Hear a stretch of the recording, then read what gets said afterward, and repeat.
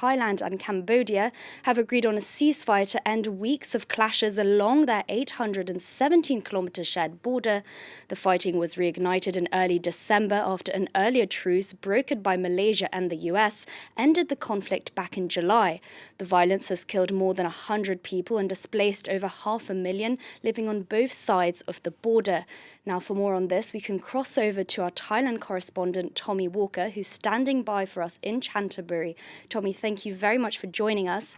Can you please bring us up to date on the latest?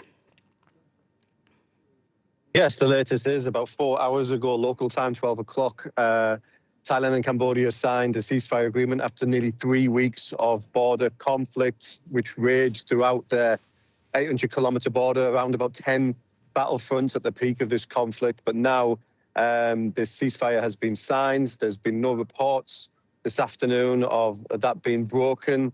There is a 72-hour window that both countries have agreed to monitor whether this ceasefire will hold. As mentioned, there's been conflict here along the border in the past, including in July, the second time it's broken out this year. So, yes, the ceasefire agreement's been signed, and now we'll just have to wait to see whether both countries can adhere to this agreement.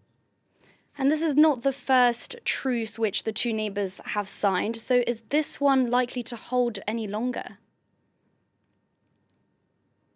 Well, that's the big question because, for the people who've lived on the border for many years, Thailand and Cambodia have sporadically broken out into flare-ups, into fire exchanges. This time around, it's been certainly the most severe.